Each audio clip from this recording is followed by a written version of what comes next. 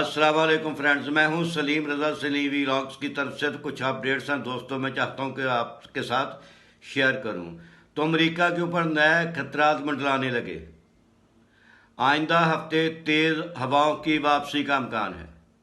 Los Angeles का शहर, जो 1290 मरबा किलोमीटर जिसका रकबा है और जिसकी आबादी 38 लाख है, और यहाँ पर अभी तक आग पर काबू नहीं पाया जा सका।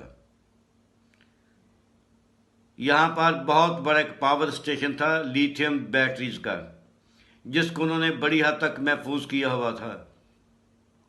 मुकम्मल तौर पर आग की लपेट में है और आग पे काबू नहीं पाया जा रहा।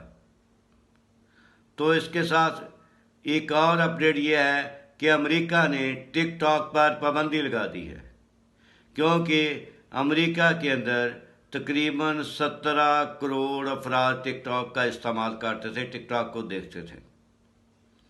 तो दोस्तों, ये थी अभी तक की अपडेट्स। उसके साथ ये भी बताता चलूँ कि वहाँ पर एक मुस्लिम तंजीम है एक्ना रिलीफ के नाम से, जो अमदादी कामों में मदद देती है।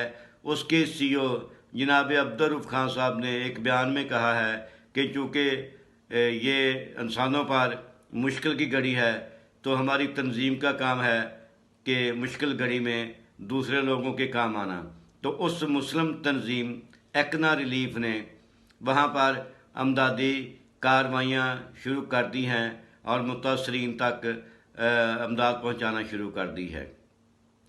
अमरीकी सरकारी ओहदेदारान ने पाबंदी लगा दी है कि मलबा ना हटाया जाए, क्योंकि वहाँ से कोई जहरीले केमिकल्स का भी खतरा है।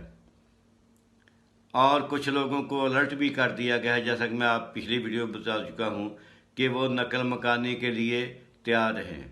और अभी तक जो वहाँ की उजड़ी हुई बस्तियाँ हैं, उनमें इंसानी बाकियात की तलाश जारी है।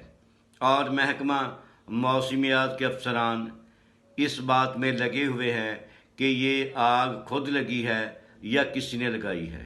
बहरहाल जो भी सूरत हाल है, तो वो अभी तक की सूरत हाल ये है कि 11 दिन गुजर जाने के बावजूद आग पर 15% काबू पाया जा सका है। तो दोस्तों, यूँ ही कोई नई बात पहुँचेगी मुझे तक, मैं इंशाल्लाह आपके साथ शेयर करता चलूँगा। तब तक के लिए अल्लाह हाफ़िज़, अस्सलाम वालेकुम।